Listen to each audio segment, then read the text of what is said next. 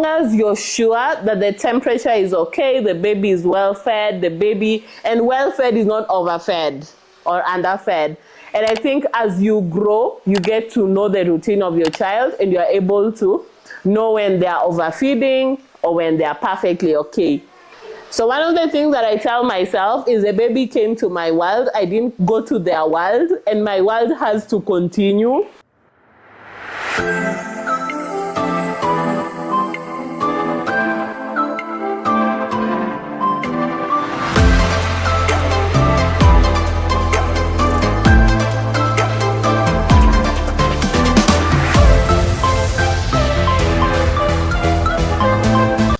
What's up, you guys? Welcome back to my channel. In case you're new here, my name is Nudi Oral. It's been a while since I was here, and so I'll just introduce myself. I am a wife, a mom.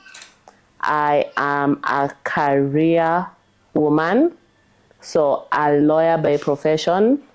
I have a non-profit. I have a couple of businesses. I am a pastor's wife. All that. So that's a lot. And so today I just wanted to talk about my experience as a mom. So if you're new to this channel again, I have 8 children. And I will specifically talk about my last 3 children. So what's interesting about the last 3 is that they are all under 4. So all of them are under 4 years. So in the last 4 years, I've had 3 children. And to tell you that it is easy would be a lie. But to tell you it could be harder is also true. So one of the things that has saved my life, and I'll talk about my experience being a mom, and specifically a mom of 3 under 4. One of the things that has saved my life is sleep training. So you will hear them everywhere. Like that's not even a fight that I'm willing to get onto now. So I'm shooting from home, and you can hear voices, and you hear voices throughout this entire video. But one of the things that has saved my life, literally, is sleep training. So 4th trimester is a thing. You carry your pregnancy to term, you give birth to that baby, and they're always so cute, but you'd rather they don't make so much noise and they just let you sleep. And I know mothers can relate. And when I meet people in the streets as new moms, and they are not sleeping. They have, is it called eye bag, something like those things that just shows you are not sleeping. I cannot relate. 11 years ago with Ariella, I remember not sleeping.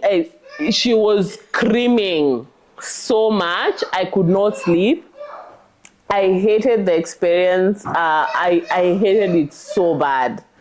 And in hindsight, I was just working with what I knew. I was 23 then. I didn't have as much knowledge as I have now.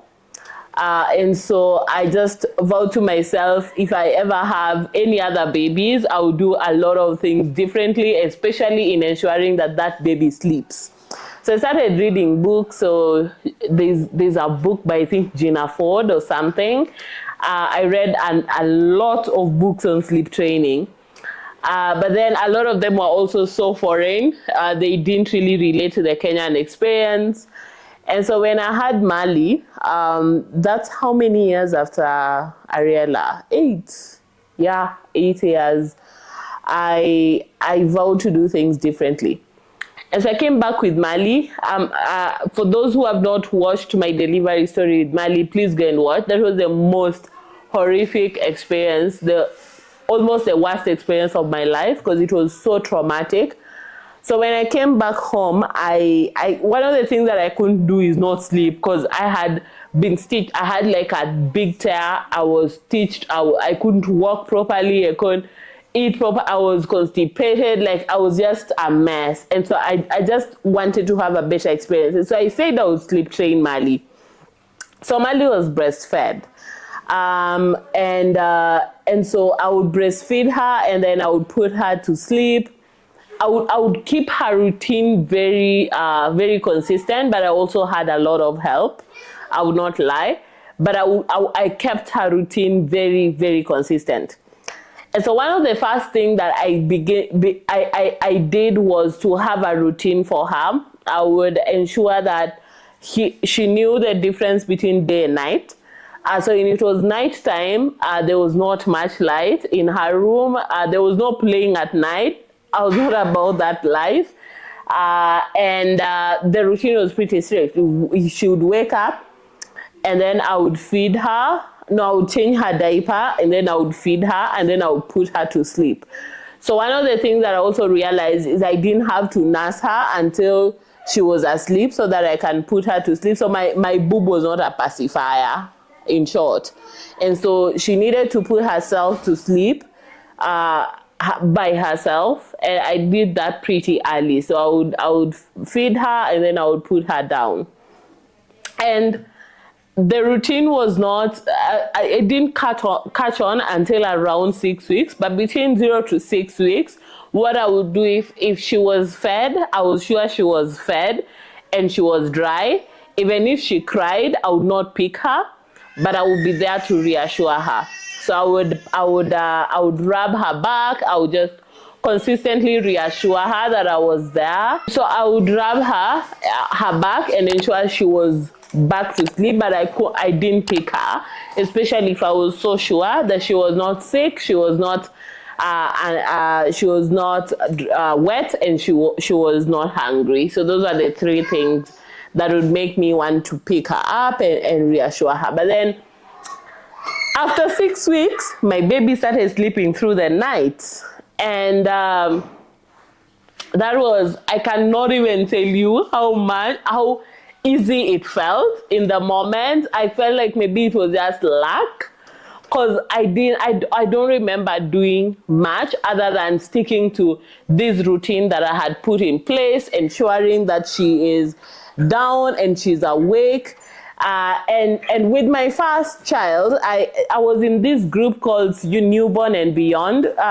Those who are in Facebook 11 years ago know the groups. It was Kilimani Moms, Newborn and Beyond, and all that. So in that group, we were being told that kids cannot sleep on their stomach because of SIDS, sudden infant death. So it's also called, I think, baby cot death or something. So where children would die in their sleep. As I was so scared of putting my child to lie on the stomach. That was with Ariella. But now with Mali, I made myself a little bit more knowledgeable around the area, because I co-slept. With Mali, I co-slept with her. And so I would ensure that the sheets were well fitted and there was no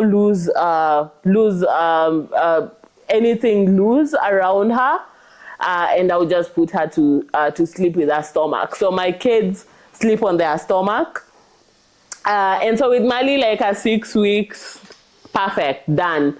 I did it with Fadili. Fadili was the easiest child to raise. So with Fadili, I did not breastfeed. Unfortunately, I didn't have enough milk. So he was a big baby. So he came at 3.8 kgs. And on the second day, the nurses just told me, just give up. Like he was crying a lot. Like there was this, the first day he woke up, he was in my boob for almost an entire 6 hours, and there was really nothing because he was getting very frustrated, and I had to formula feed.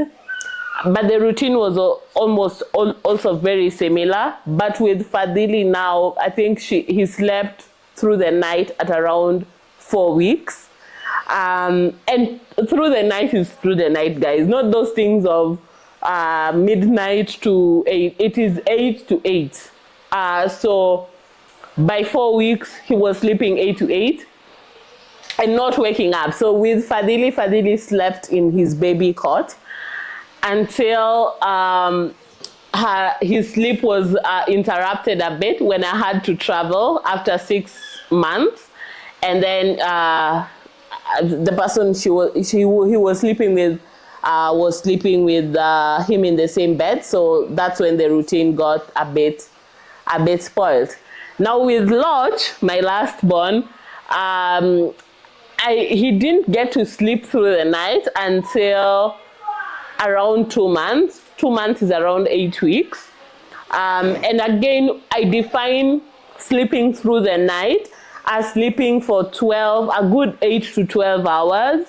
But the 6 hours, they tend to sleep for 6 hours very early on. And so I can't say that I'm an expert, but I fully understand someone who is struggling as well, because I did struggle with my first one. If someone had to ask me for tips, Olivia has been asking for tips. Shout out to Olivia. My answer is simple. Keep to a routine. Put the baby to sleep before they are sleeping. So when they are sleepy, put them down so that they are able to sleep, put themselves to sleep by themselves. Ensure they are dry. Ensure they are well fed. Ensure the temperature of the room is perfect, so not too cold. I don't know what it is about Kenyan moms and just overdressing babies. Like, you'd feel sorry for babies. They are overdressed half of the time. The baby is sweating. The baby is like, it's a lot. Like, you want to wear the whatever is on their head. I don't know what it's called. They have the mittens on, they have the hat on, they have everything. So the baby is uncomfortable just the same way that if you're overdressed, you can't sleep well, is exactly the same way that when a child is overdressed, they can't sleep well. There's some people who also make the mistake of they don't want the baby to sleep during the day so that they sleep well at night. I will tell you, my babies sleep for 6 hours during the day. Babies sleep a lot. That's one of the things that I realized. They sleep a lot. And so it doesn't matter how long they sleep during the day. Fadili has been a good sleeper from the beginning and sleeps for almost 6 hours during the day and still sleeps at night. So that's definitely a myth. So long as you're sure that the temperature is okay, the baby is well fed, and well fed is not overfed or underfed. And I think as you grow, you get to know the routine of your child, and you're able to know when they are overfeeding or when they are perfectly okay. And that's something that you build along the way. So one of the things that I tell myself is, the baby came to my world. I didn't go to their world, and my world has to continue. And I think it's a gift that every mom deserves, to be able to ensure that they can still exist and coexist with this little human being without this little human being terrorizing her entire life. And that's my mantra. It doesn't matter what day, I have to be sane to be able to also parent in a sane way. And so my advice to moms is, it's for you. You will thank me later. Like, people see me out of the house after 3 weeks, 2 weeks. Actually, I go out almost immediately, especially with the kids that are formula fed. Like, I go out almost immediately. I go with them, yes, but I go out because I sleep. I am not one of those moms you will meet outside in the streets grumpy because they didn't sleep. If I'm grumpy, I'm just grumpy because I'm grumpy. But it's not because a child kept me throughout the night awake. So I want to be able to answer any question that you have around sleep training. And maybe, like I always tell people around me, that if you want some help around sleep training, I will come to your house and I will help you sleep train. I hope that I will be committed to that when someone requests. But I don't think it's the hardest thing. I think it just needs someone to be consistent and to keep to a routine. that's it for this video. If you have any question, if you have any comment, if you have anything, just put them on the comment section down below. If there are questions, I'll be able to answer them. If you have any questions around anything related to this video and you want me to make another video on something related, please let me know and I'll be able to make it. This is a special dedication to Olivia. I hope you have your second born soon. Thank you so much for watching, guys. Until next time, bye.